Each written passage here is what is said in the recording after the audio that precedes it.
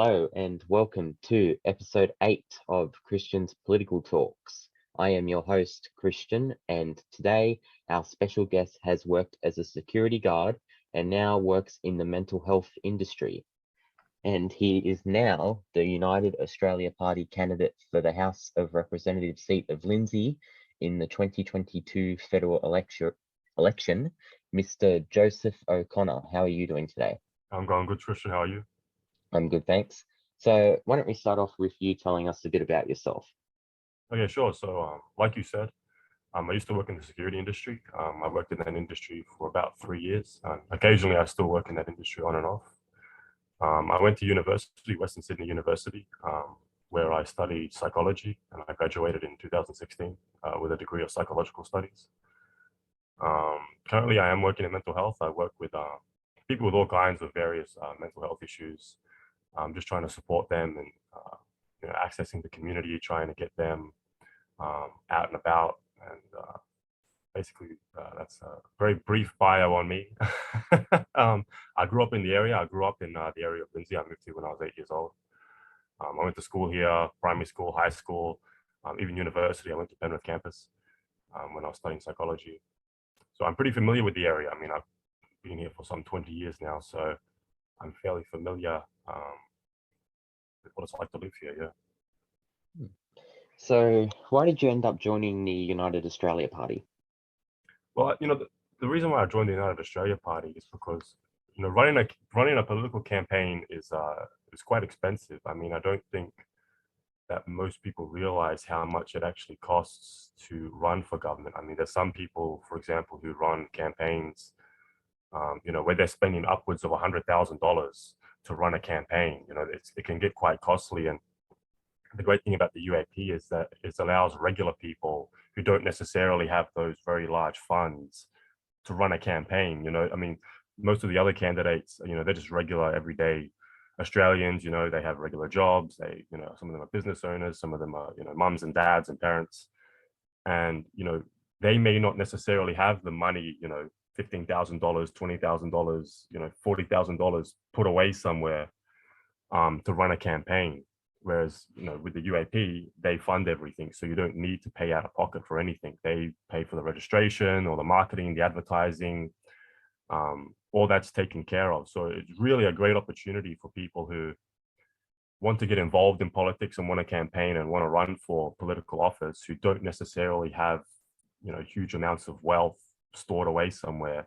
It's a great opportunity for those people to kind of get involved in politics. I think that the issue with politics is that you don't want it to be a game for the wealthy. You don't want it to be a game for people who can afford to do it. And then the regular everyday people who can't afford to run a campaign kind of get left out. They don't get a chance to run for office. They don't get a chance to campaign or to try and get elected. So I think that's the great thing about the UAP, is that they're giving people, like me, I could never afford a campaign.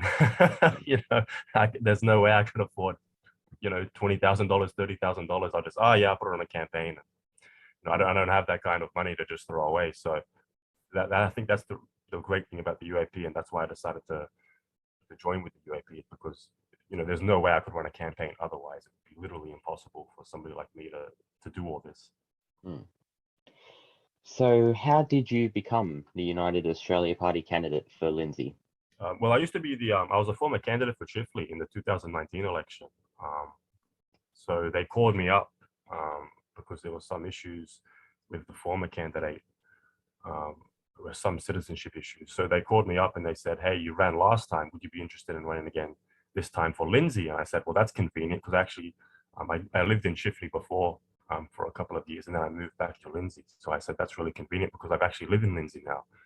So that's why I agreed to run for this current election.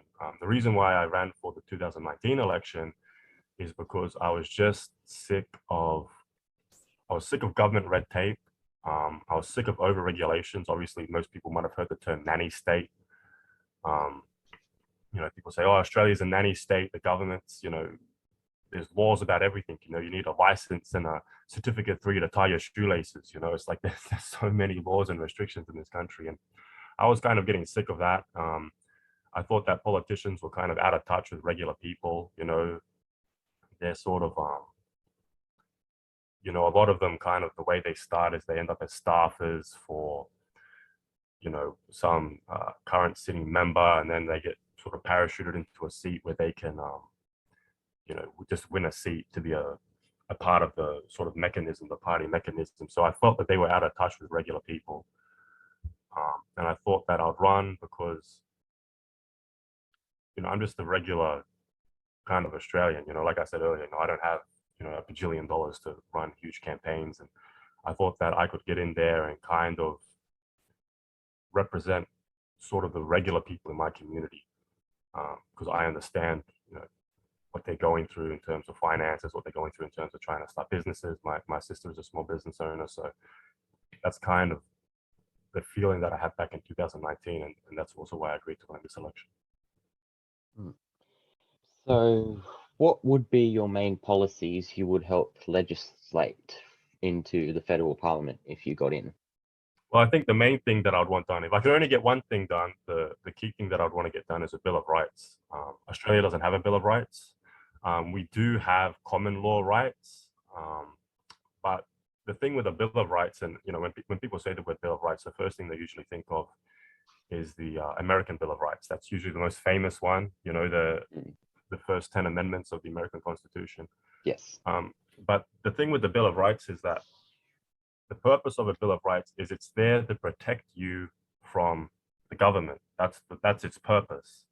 So, for example, I'll use the American Bill of Rights as an example. When the founding fathers of the United States, when they wrote the Bill of Rights, they had just fought a war against the British government. And so everything that they put in there was so their descendants, you know, down the line would be protected from the government that they were just about to form, which is why, for example, the wording in the Bill of Rights is that they're inalienable rights gifted to you by your creator. Now, whether you're religious or not, that doesn't matter. But the reason why they've put in the Bill of Rights gifted to you by your creator at the moment of your birth is because those are rights given to you by a higher authority than any you know, man-made government. You know, they're not rights given to you by the government. The government is just agreeing not to infringe on those rights that you automatically have at the moment of your birth, because you're just gifted to them. They're just gifted to you by your creator. So that's kind of the wording that the American Bill of Rights had, and the founding fathers, who were geniuses, you know, that document that they've written has lasted, you know, some 200 plus years.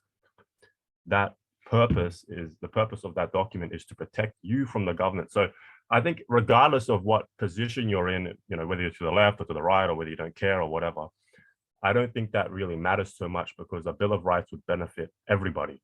You know, it's one of those documents where, you know, if you have, you know, we talk about free speech, you know, we have a common law right to free speech, but it's not ironclad like the Americans have with their First Amendment. You know, we talk about, you know, you have, for example, the Fourth Amendment, unreasonable searches and seizures. We don't have that.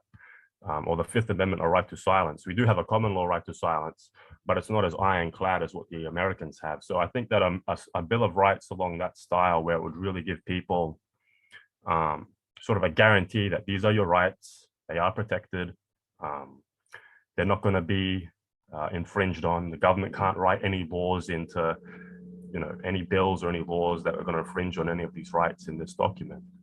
I think that would benefit every Australian. So that would be the main thing that I would want done. Obviously, I think a lot of people have gotten interested in this election because of COVID and vaccine mandates and lockdowns and all that sort of a thing. Obviously, I'm against mandates. I don't think they're a good idea. I think that people should be sovereign over their own bodies. People have the right to choose what they do with their body, whatever that is. If you want to get vaccinated, that's fine. If you don't want to get vaccinated, I don't think you should be forced to. Lockdowns, you know, I didn't think that the way that the government did lockdowns during COVID was very intelligent. But the other thing is that neither did the international community. One of the things that I was quite aware of during the COVID lockdowns was how people overseas were responding to what was happening in Australia. So, for example, you had a lot of American news media, you know, Fox News and kind of these conservative type media channels. You know, they were running all these hit pieces on Australia, being like, Australia is authoritarian, it's become a dictatorship, and And I thought that that was quite a negative view of Australia. I mean, even you actually had I'm trying to remember the bloke's name now. He's the governor of Florida, DeSantis, I think his name was. He even talked about um, how America should change its diplomatic relationship with Australia. Now, that to me was pretty serious because this guy, DeSantis, the governor of Florida, there's a good chance that in the 2024 American election, he might be the running mate for their Republican candidate. And if not, he might actually run for president in 2028. So you have a potential future US president talking about, hey, look, I don't agree with what's happening in Australia. I think they've gone out of control. We might need to review our diplomatic relationship with them. That's pretty serious. If that guy was president when we were having those lockdowns, that might have been quite negative for us. So I want all of that scrapped. I don't think that those kinds of really strict lockdowns where they had curfews and you couldn't leave your house after 9 p.m., which I thought was ridiculous. I mean, like the government was acting like they were my parents. Like you can't leave the house after a certain time. I thought that was absolutely insane. So I want to scrap all of that. I want to lower the pension age. So the current pension age is 67. It used to be 65. Labor increased it to 67. It used to be 60 for women. I think that was a number of decades ago, though, that it used to be 60 for women. So I think that, I would want that lowered from 67. Ideally, I would like it lowered back to 60. Whether that would be possible or not, I don't know. But at least lowered back to 65 to what it was before. Mm. And the worst thing what you don't want them doing is you don't want them increasing it anymore. So you don't want to go from 67 to 70, then 72, and then you won't be able to retire until you're like 79, and then next year you're 80, and that's probably it. So that's kind of one of the things that I would like to get done is get the pension age lowered. One of the UAP policies is also to increase the pension rate, which I think is a good idea. Another thing that I would like to do is increase the rate of Centrelink allowances. Obviously, a lot of people during COVID, they lost their jobs. And as a result of that, the government increased Centrelink. I think they doubled it. And that really helped out a lot of people who had, found themselves out of work because of, they couldn't, our businesses shut down and they couldn't go to work because of lockdowns and social distancing and all that sort of a thing. That's all well and good to do during the pandemic, but there's still people now who are still recovering from the damage that was caused from the pandemic. And so those people, they're still on these kinds of payments. They're still trying to get back on their feet. And, when you have a payment that's below the poverty line, I mean, these people have rent, these people have bills, they have mortgages, some of them have kids, so I think it's unreasonable to expect those people to kind of support themselves on a very small payment, especially if they have, commitments. And if they're trying to get back on their feet, to get back on your feet, you have to have savings. You can't do it with nothing. If you're trying to restart a business or if you're trying to, even just looking for work, you have to go out and buy, certain work clothes and travel, and you have to still have fuel and so on and so forth. So I think that expecting people to try and get back on their feet after such damage to the economy on such a low amount of money, which is what the job seeker payment currently is, I think is unreasonable. So I'd like to increase the Centrelink payments as well. I think that more privacy would be needed. I mean, one of the things that was passed during the pandemic was, I don't actually know the specific name of the law, but it was a law that allowed the AFP to kind of monitor your social media without getting a warrant from a judge. And these kinds of privacy invasion laws, I think they're getting a bit out of hand. I mean, we don't want the government looking through your phone and your computer and, at all the, maybe you take some pictures of yourself in the mirror or something, you don't want Could it have been the social media anti-trolling bill? Is that maybe what you're talking about? No, I do know. I don't know what that bill is. I think that bill was where they said that social media had to give the names of trolls in civil suits. I know the one you're talking about. I might quickly bring it up so I actually know the specific name of it. I think it was an AFP bill. It might have been search and desist. I know the one you're talking about. I probably won't be able to find it now, but That's right. It's just there's always a lot of new laws being added Yeah, every year. yeah, So constantly they're constantly putting new ones in, but this was a very specific one that I didn't quite like, just because I thought that, if you're gonna search people, whether it's their computer, whether it's their laptop, whether it's their person or their house or their car, I think you should have a warrant by a judge. You need that balance of power. The police have a lot of power, that's true, but I think they also need that balance there, where a judge has to look at evidence. A judge has to say, look, you have enough evidence, sufficient evidence, where you can go and invade this person's privacy and go through their personal things. I think that is kind of something that needs to be there. You have to have that balance of power. And I thought that when this particular bill came in, where the AFP could search people's through people's social media without a warrant, I thought that that's really sort of unbalancing that current balance of power. So any law that kind of protects people's privacy, any law that kind of protects people, being able to, obviously, the way I see it, if you're not doing anything wrong, there should be no reason why people should have the right to invade your privacy. So I think that should be protected. The other thing that I wanted to look at was the housing crisis. This was something that I mentioned actually back in 2019. And at the time when I mentioned that in 2019, there was an article that came out where they tried to correct me. I said that there was a housing bubble. What I actually meant was that housing was unaffordable, particularly in Sydney.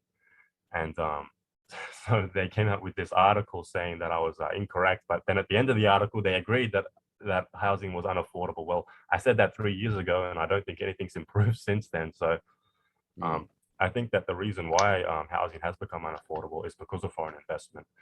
What happens is that people come here to Australia, they buy houses, but that's all they do. Nobody rents the house, nobody lives in the house. They just buy the house to store their value. So say, for example, you might buy a house for, say, $1 million. Nobody's ever going to live in this $1 million house. You're just buying it to store your $1 million. It's like a store of value. And I think that kind of thing it's priced people out of the sorry, my phone's going off. Someone keeps texting me. It's priced people out of the, like, for example, first home buyers. They've struggled now to enter the housing market because, when you have houses, for example, in Sydney, in some suburbs, you got, $1.1 million, $1.2 million for a house. I mean, who can afford this? You got a mortgage that's probably going to go for like 200 years before you pay it off. You know what I mean? So I think that by reducing foreign investment in residential properties, that would help make housing more affordable. The other thing that it would do is it would make rent cheaper, because the issue that you have with rent is it's supply and demand. So if you have these people buying all these houses and nobody ever lives in them, well, that's now being removed from the supply because it's just a store of value. Nobody ever lives there. So as you make it more competitive for people to rent, that's going to increase the price, because at that point, the landlords can then demand a higher price for rent. Recently, I've had some people contact me telling me that their landlords are telling them that they want, I think one guy even said his landlord wanted a 20% increase on his rent. He was paying, I think, $500 some a week. And his landlord wanted something like $700 a week. It's like, that's a $200 increase for that guy, and that's totally unreasonable. I mean, if this guy is barely making ends meet as it is, where's he going to pull an extra $200 from? I mean, where's this money going to come from for this poor guy? So I think that the housing crisis, particularly in Sydney, I mean, it is getting worse in other areas like Melbourne. I think Brisbane is a little bit cheaper, but, I don't know how long that'll last. But I mean, this thing is totally out of control here. So I think reducing foreign investment in residential properties would definitely help with that. And of course, I think that goes on to the other thing that I'm concerned about, which is cost of living. I think, for example, I think everyone's seen all the fuel prices recently. I think yesterday I filled up my car and I think it was like $1.80 per liter for it is very expensive. It's very expensive, brother. And I know that the government came out with a plan where I think they took like 20 cents off, whatever the cost of fuel per liter. But it's like, what have you reduced it from? You've reduced it from what it was like $2.10 to like $1.80. Okay, that's great, bro, but it's still $1.80. You know what I mean? Yeah. It's still way higher than what it was. And I agree with I think at one point Scott Morrison said that he can't really do much to to affect fuel prices, because obviously that's affected by things that are happening overseas. And he's correct. Obviously, Mm. one man can't solve every problem. You know what I mean? There's 1,000 problems that you could spend 1,000 years on trying to fix them, and it's not possible to solve every single problem that comes across your desk. But I think that helping people with general cost of living, with groceries, with electricity bills, with water bills. I mean, for example, here in Sydney, we've had floods, I think, for like every summer for the last 2 years. It was flooding last year, actually. I remember I drove across close to the Nepean River when it was flooded last year, in the summer that just passed. And it's like, and then it was flooding again just recently. And it's like, okay, if it's flooding, how come you're still paying the same for water? Shouldn't the water bill have decreased because everything's flooded? I remember that they increased the price of water as a result of the drought, but it's like they never seem to decrease it back to normal. So I think that helping people with just general bills, electricity, water, those sorts of things would make it more sustainable for people to live in Australia. I think people are really struggling right now financially, and I think that is what a lot of people are bothered about. I'm bothered about it too. Like I was saying earlier, I'm just a regular guy like everybody else. I don't have tens of thousands of dollars and to throw at campaigns and all that kind of a thing. And so I've noticed, when I open my bills, my face goes white. You know what I mean? I'm like looking at my electricity bill, thinking, God, how am I going to pay this? So I think that those kinds of things are really what I would be focusing on. I'll just make a quick note. I also was looking at federal ICAC. I think that's something that the Liberal Party said that they were going to do, was they were going to have a federal independent commission against corruption, but they backtracked on that. I think that's a great idea. I think that I think politicians should be held accountable. I think there should be a certain level of integrity that they should be allowed to have, or that they should have. And I think that a federal commission that looks at corruption within the federal government would be a very beneficial thing. I mean, you don't want people getting foreign bribes from foreign countries. You don't want people getting bribes from large corporations and those kinds of things. I think there is a little bit too much corruption in the federal government. Obviously, we know that there's corruption in the state government because all these premiers keep getting sacked. So I think that there should be something similar on a federal level as well. So those are the kinds of the things that I would try and get done. Obviously, I couldn't give any guarantees, but those are the kinds of the things that I would like to look at if I was elected. Yeah. Yes. So why should Lindsay vote number one for the United Australia Party, well, you pretty much, instead of the other candidates?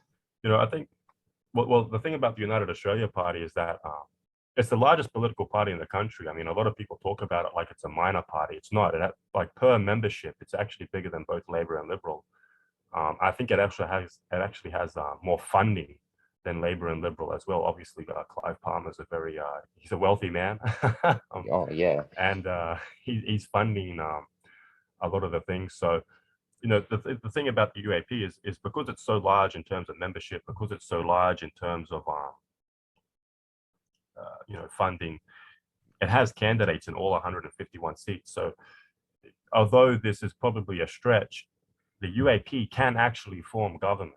It does have enough candidates. It has every single lower house seat with a candidate. It has all the Senate positions filled with candidates. So they can actually form government, in which case Craig Kelly, the party leader, would become prime minister. Yeah, prime minister, exactly. But he's an experienced guy. I mean, he's been in politics, I think, since 2010.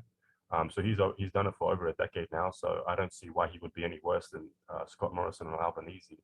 But or even if it doesn't, even if the UAP can't form government, it can form opposition or even hold quite a bit of power in the lower house because it just has so many candidates in all the 151 electorates. But there is something that I would want to say, because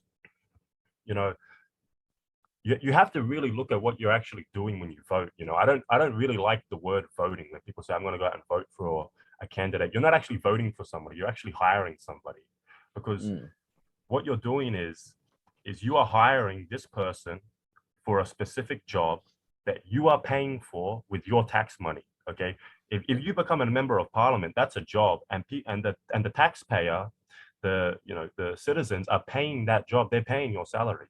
So when you go out to vote, you're hiring somebody. You're like the hiring manager at a company who's deciding, hey, this person can do this job, and that person then works for you.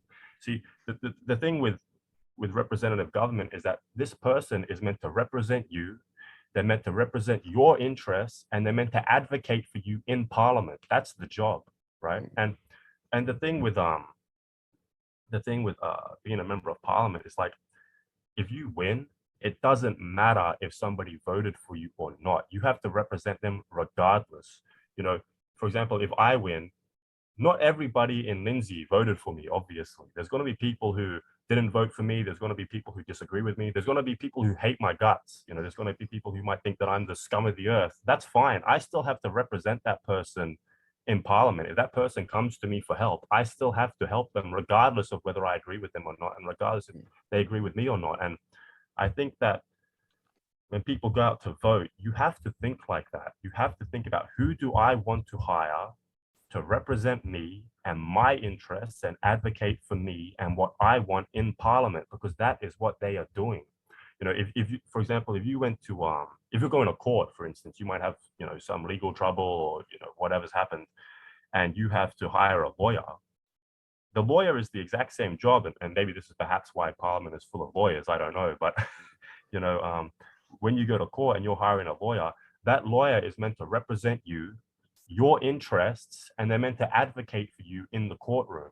That's their job. It's the same thing in parliament. Your member of parliament is meant to do the exact same thing. They're meant to go to parliament and argue on your behalf for what you want. That's their job. That's their purpose.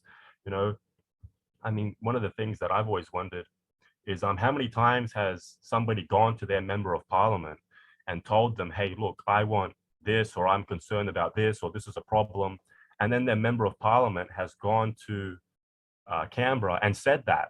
I mean, how often does that happen, you know, where you actually have gone to the person who's representing you, the person who you're paying for, and then they've gone to Canberra and actually said what your problem is? I mean, you know, sometimes, you know, in the last 3 years, I mean, you drive past, and I'm not just talking about federal here, I'm talking about state as well, because it's the exact same job, whether it's federal or state. But, you know, you drive past their office and there's never anybody there. It's like, where is this person? You know, this person should have an open door policy where I can just go in there and say, hey, look, I have a problem. This is what I'm concerned about. This is what the community is concerned about. Can you do something about it? Can you go to parliament and argue our case?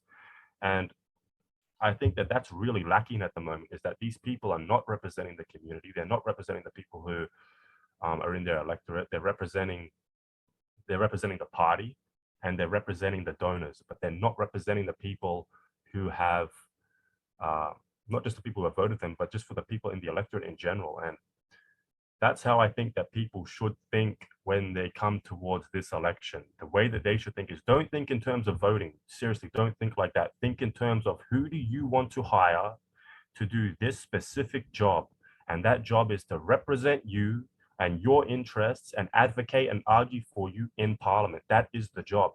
Pick the person who you think is going to fulfill that job best. Don't think about, oh, I like this guy because he's similar to me, or I like this girl because, you know, she's, you know, she has a nice voice or whatever, right? Don't think in terms of that. Think literally like you are a hiring manager, you are the HR manager, you're the hiring person in a corporation, and you have to look at each individual candidate and you have to pick who is going to represent me, but who's going to represent me the best, who is going to do this job in the most efficient way, in the most high quality way possible. And that's how people should think when they get to the ballot paper. That's how I would want people to think. That's how I think. You know, I voted for people in the past who, you know, I voted for people who I don't like. I have, you know, I thought, you know, this guy, he's terrible. I don't really like his personality, but I know he's going to do the best job. So I voted for them. You know what I mean? That's how you should think. in when you go to vote for the candidate. So I'm not going to be like, hey, look, vote for me, put me number one, whatever. If you want to vote for me, great. If you want to put me number one, fantastic. I'd appreciate that. But you have to think in terms of, who do I want to hire to do this very specific job? Hmm.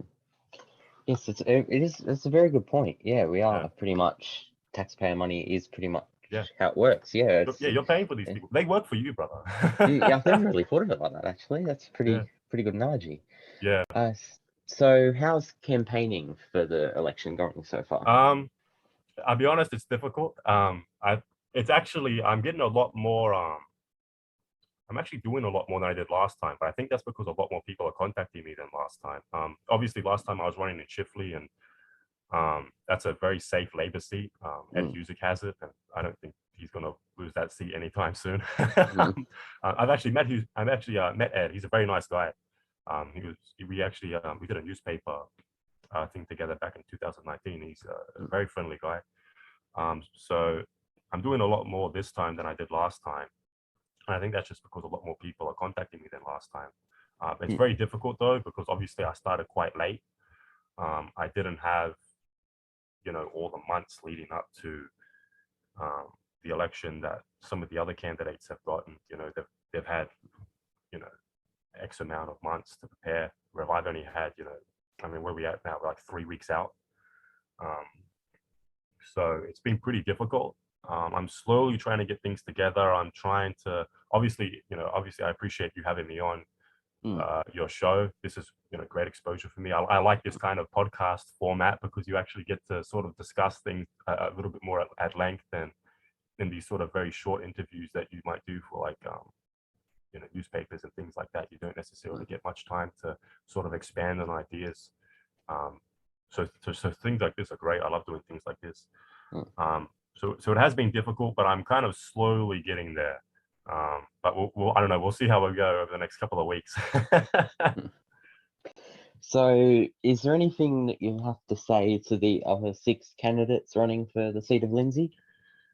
Yeah, what I would have to say to them is look, if you win, like it's what I said earlier, you have to represent the people of your community. You have to represent the people of your electorate, regardless of whether you agree with them, regardless of whether you like them. It really doesn't matter. I think there's, I think in the 2016 consensus, there was something like 170 or 160,000 people in this area. You have to represent every single one of those people.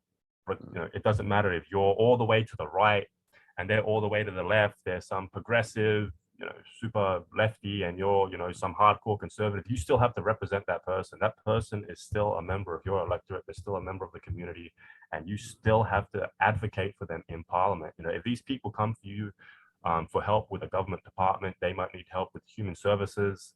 They might need help with aged care, anything, any federal department. If they come to you for help, you have to help them. That is your job, regardless of what your opinion is on whether they agree with you or not. You have to help these people. It doesn't matter who they are. You have to help all 170 or whatever the number is now, 180,000 people in this electorate. That's what I would say. Don't just focus on your voters. Don't just focus on the people who agree with you 100%. You don't want to live in an echo chamber. That's the last thing you want. For example, politically, I'm kind of all over the place, but I read things that I don't agree with all the time. I go on, for example, there's like a couple of websites that are quite to the left. They're fairly, left-leaning websites. I don't agree with anything that's written on these websites, but I read them every day. I go through the things, and I'm like, I don't agree with anything these people are saying, but I still read it. And for example, one particular website that I read, it's very left-leaning, and like 95% of the stuff on there I don't agree with. But the people on this website are very concerned with housing, which I do agree with.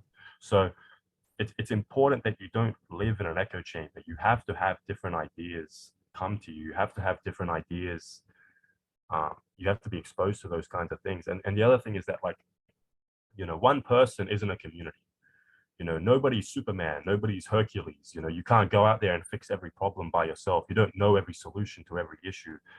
Having people in the community message you and tell you, hey, look, this is a problem, this is a potential solution, that's fantastic. That's the best thing, because having group ideas, having the group kind of come together and come up with solutions to problems, that's how things really do get solved. You don't want to be, you don't want to be a representative. You don't want to be, um, the member for your area and try and solve everything yourself. It's not possible. You don't know every problem, and you can't think of every solution.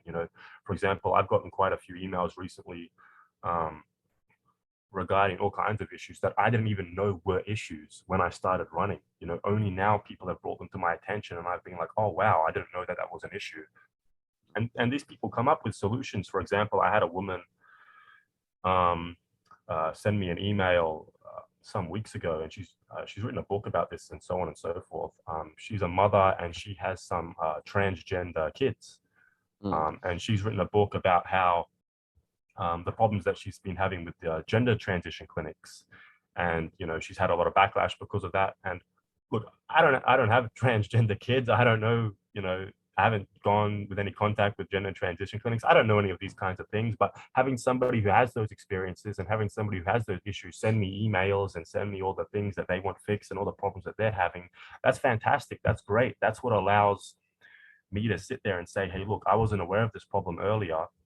I wasn't aware of any solutions for the problem because I didn't know it existed, but this person is, and they can give me those ideas, and I can think about them, and then I can mention those in Parliament. That's the first thing that I would say to those candidates, is try and think along those lines. The second thing that I would say is you have to be very, very careful when you get into politics. And I don't want to like spook anybody who's potentially a candidate in Lindsay or any other electorate.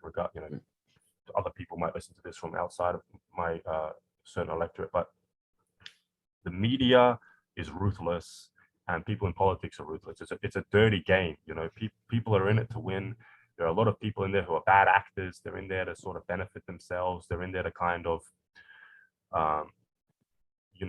get things for themselves. And you've got to be really careful with these people. Obviously, I have a background in psychology. And I've studied quite extensively psychopathy, narcissism, malignant narcissism. A great book on this is Political Ponerology.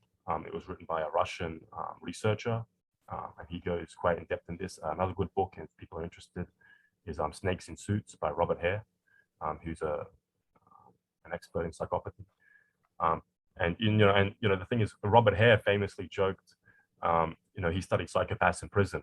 He was like, if I couldn't study psychopaths in prison, I would have studied psychopaths on Wall Street. Well, it's kind of like, well, if you can't study psychopaths in Wall Street, just go to Parliament. There's plenty in there. So, these kinds of personalities, they're drawn to these sorts of positions of power. They're drawn to these kinds of, where they have that level of control over people. I mean, there's, leaked text messages that have, for example, come out about Scott Morrison, without saying, Scott Morrison has any sort of personality disorder or anything like that. But, there's people behind closed doors are not what they present themselves on television. They're not. When you're dealing with these people in Parliament, you're dealing with people who may not necessarily be the nicest people. For example, there was that story that came out. I'm not too familiar with it, but there was that poor lady. She was bullied by the Labour Mean Girls. I think Penny Wong was one of them. I can't remember the other two now.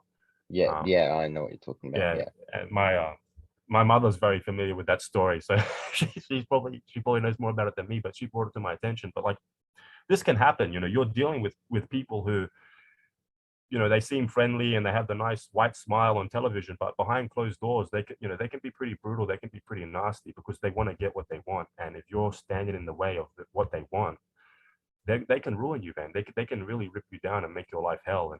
And it's not just in politics. It's like I said earlier, it's also the media that can do that. For instance, there was when Pauline Hanson first won, the media wasn't kind to her. The media went after her. They really ripped into her when she won her seat, some 20 or 30 years ago, whenever she won it. There was also that case where when they first brought out the dual citizenship issue, and a lot of people lost their seats because they were dual citizens, and then people who hadn't won were suddenly put into the Senate. The media wasn't kind to some of those people. There was one bloke I remember. I don't think he was part of the four-wheel drive party, but he was like a car enthusiast. But the media, they weren't kind to this guy. I mean, they were ripping into him in interviews, and they were kind of, throwing gotcha questions at him and sort of screwing with him. But that's what they can do. And if you're somebody who, and I guess this is sort of more leaning towards the kind of candidates in sort of the minor parties and the independent candidates, but if you're trying to get into government, if you're trying to get into parliament, and you're somebody who is looking to shake up the status quo, it's not going to be easy for you, man. These people aren't just going to let you do it. They're really going to come after you in ways that you might not expect. And you might be like, hey, look, I didn't sign up for this. I didn't sign up to get, bullied. I didn't sign up to get harassed by the media. I didn't sign up to have, cameras constantly shoved in my face and people yelling questions at me and people criticizing me and criticizing my family and so on and so forth, but that's what can happen. People will come after you. And you've got to be prepared for that. You've got to have a thick skin, and you've got to be tough to be in politics, but you've got to be really tough, and you're going to be going up against people who are very experienced. Some people who've been in politics for some 20 or 30 years, and they know the game, brother. And, it's like this old saying, beware the old men in a game where men die young. People who've lasted in this game, they've lasted for a reason. They've lasted because they're tough, and they've lasted because they know what to do. And you're going to be up against people who are a lot more experienced than you. And you just be careful would be what I would say to some of the candidates, especially candidates who aren't politically experienced and it's their first time. Just be careful with what you're getting into. Yeah. So we're talking about other candidates. Have you released your how to vote yet? No, not at the moment. I'm still waiting for the flyers to get sent to me. It should be this week or next week. I'm getting something like 50 or 60,000 flyers. I have no way of getting rid of all those flyers.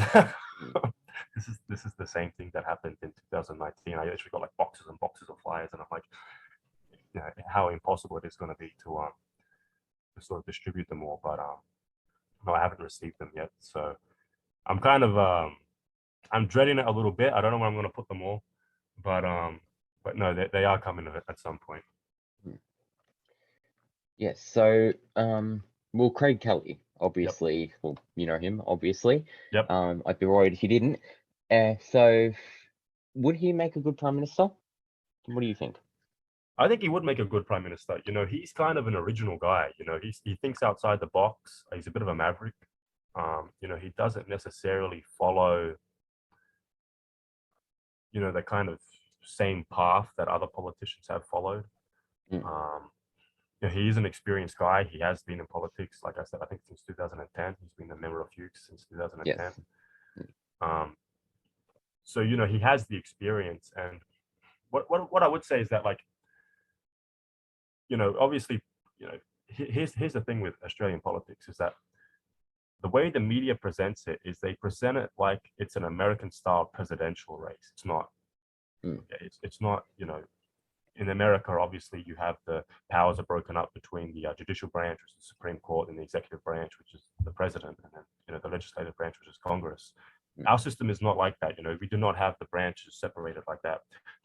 And, obviously, I'm assuming that most people who listen to your podcast knows how the system works, but just briefly, in case people are unaware, is that you're voting for the party, and then the party will pick who the prime minister is. Okay, so you're not actually voting for that particular person, you're voting for that particular party. So, for instance, I'm sure most people are aware how many leadership spills that both Labor and Liberal had. It went from like Kevin Rudd to Julia Gillard, and then I don't know if it was Bill Shorten after that. I can't remember now, but it went back to Kevin Rudd. It went back to Kevin Rudd, and then it went to then it was Bill Shorten for a bit, and then it was Albanese now. Yes, and Liberals have both Labor and Liberal have had all those spills. And Liberal did the same thing. I was like Malcolm Turnbull to Tony Abbott, and then I think it was Malcolm Turnbull again after that, if I'm correct. And then went to Scott Morrison. Yes, and then it went to Scott Morrison. Yes, I do believe that's how it's all gone. And because like I remember when Scott Morrison became prime minister, I was like, who is this guy? I don't even know this guy. I've never seen this guy in my life, and he's suddenly prime minister. I'm like, I have no idea who this person is. So, when you're thinking about, who's going to make the best prime minister, if you vote for Liberal, you might not necessarily get Scott Morrison as a prime minister. You might get like Peter Dutton or something. Like you have no idea who's going to be prime minister. They might have a leadership spill like 6 months from now. And you might end up with something completely different. And Labour might do the exact same thing. And so think in terms of which party you agree with the most, which party you like the most, not so much in terms of which person you want as prime minister, because you may not necessarily get that. For example, back in 07, I liked Kevin Rudd. I thought Kevin Rudd was great. I thought, hey, look, this guy, he's a different kind of guy. We had, I don't even know how many years of John Howard at that point, but I thought, hey, this guy's a bit different. 11 years of John Howard. 11 years of John Howard. The guy was in there forever, wasn't he? So, I thought, Kevin Rudd, he's different. He seems like an educated guy. He seems very intelligent. And I don't think he was prime minister for even a year before Julia Gillard came in, who I didn't necessarily like. So yes, because Julia Gillard was the deputy prime minister. That's correct. Yeah. Yes, and then the whole spill between Kevin and Julia happened. Yeah. Yes, and it left. It has. I think it still left some stains on the Labor Party. But also the Liberal parties also had the same stains. A lot of people didn't like Tony Abbott very much. I think he was quite disliked, and I think a lot of people in the just voters in the community preferred Malcolm Turnbull over him. So it's like, don't think in terms of who you want as prime minister. Think in terms of which party you agree with, because you may not necessarily get that person as prime minister. So that's what I would say in regards to focus more on the party than the focus person. more on the party, because this we're not the United States where the president is in and he's in. Unless he dies, you're pretty much stuck with that guy for 4 years or that girl for 4 years. They're not going to change. So we don't have that system here. It's quite different. So don't fall for the media tricks where they try to present it as this American style presidential race. It's not. It's a different system. Yes. So if anyone listening to the podcast is keen to help you out or the party out, how would they go to volunteer? Well, you can email me. My email is on the UAP website, or I'll just say it now. It's lindsay@unitedaustraliaparty.org.au. Hopefully I got that right. If not, it's double check. It'll be in the description of this podcast anyway. That's excellent, brother. Thank you. So you can email me. But what I would say is volunteering is very hard, especially when you get to like polling booths on election day. I mean, some people, they get to the polling booths at like 3 or 4 a.m. and set up, and they're there for like 12 hours handing out cards. It's very, very difficult to do. And I wouldn't expect anybody who's volunteering to don't break your back volunteering. Seriously, like don't go out there and kill yourself trying to volunteer for somebody. Just do what you can. If you just want to hand out flyers up and down your street, I'm totally cool with that. If you just want to hand out flyers for an hour on election day and then go home, I'm totally cool with that. Like, don't go out there and kill yourself in the hot. Don't burn yourself out, brother. Seriously. If you don't want to hand out flyers, literally word of mouth, I think, is one of the best things that you can do. Talk to your friends, talk to your family, be like, hey, look, I know about this UAP candidate, Joseph. I'm considering voting for him. What do you think of him? Or I'm going to vote for this guy. I think he's, whatever, just, those sorts of things, or posts on social media. I'm not very social media savvy. I don't really use it much. I'm not a fan of it. So, making posts on social media, sharing stuff on social media, Facebook, Twitter, those kinds of things. All that helps. Every single little bit helps, and I'm extremely appreciative of it. When I've seen people out there talk about me in different Facebook groups, I absolutely love that. I'm so thankful to those people for sort of getting me that attention and getting my name out there, because it's very difficult to do things as one person. Rome wasn't built by one guy, right? It took a lot of people to do it. So that's what I would say. Just do what you can. If you want to hand out flyers, if you want that kind of thing, email me and I'll try and get some to you. But if you don't want to do that, literally just, sharing stuff on social media, talking to friends and family, all those kinds of things, every bit helps. And I'm really appreciative of that. And just do what you feel comfortable with is what I would say to people. So do you have any other comments you would like to address today? What I would say is that, look, this is the first time that people have seemed to be really upset with the government. I mean, I know people are very upset. I mean, we've seen protests, all over the world, regarding to how governments have handled things. There's been big protests in Sydney. There's been big protests in Melbourne. Australia has really, really taken it hard the last 2 years. We've really, really, really copped it. And I think Melbourne, for example, had the longest lockdown of anywhere in the world in terms of like accumulated days, which is absolutely insane. And not only did it have the longest lockdown, it was the harshest lockdown with curfews, and you couldn't leave your house more than a certain distance, and you could only leave for 1 hour to exercise. I mean, it sounded like you were in prison. You go to prison, you go to Goulburn Supermax, you're under 23-hour a day lockdown, you can only exercise 1 hour a day. It sounded like that. It really did. And so I think if people are upset, if people are angry about what happened, if people, are looking at their bills, if people are looking at their rent and thinking, oh my God, how am I going to get through the next couple of months? How am I going to get through the next year? Now's your chance to do something about it. It's going to be, I think the state elections are sometime next year in 2023. But, you have to do something about it now. And what I would say is that if you're going to keep voting for the same parties, you're probably going to keep getting the same thing that you have been getting. You're probably not going to get anything different. It's, you don't repeat the same thing over and over and over again and expect a different result. That doesn't really happen. Labor and Liberal, they look. Here's the thing with these people, brother, is that they know each other. Okay, they've gone to the same universities, and they've gone to the same elite university colleges, and then they've I think Labor usually they like union type people, and then Liberals they usually get staffers and that kind of thing. But these people have all gone through the same kind of process to end up where they are, and some of them have been friends with each other for like 20 some years. I mean, like they don't hate each other. They might look like they're in opposition to each other, but these people. And I'm not necessarily talking about new candidates or people who are, backbenchers or that kind of thing, but the people at the front bench and the people who are ministers and shadow ministers. I mean, these people know each other, brother. They've known each other for decades. They've been seeing each other every day at work for like 15 years or something. So don't think that you're going to get anything different from what you've been getting so far by voting for one or the other. I believe in Western Australia, Labor and Liberal actually preferenced each other.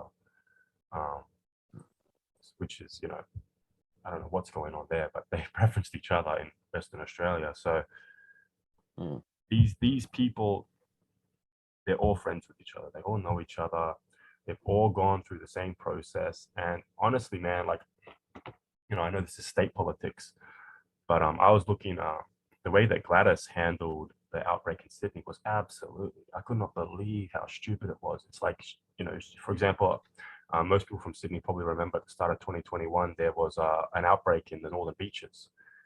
And what Gladys did was she locked down the Northern Beaches. I think there's 3 roads that go in from Sydney to the Northern Beaches. And she locked it down. Nobody could go in, nobody could go out. Great.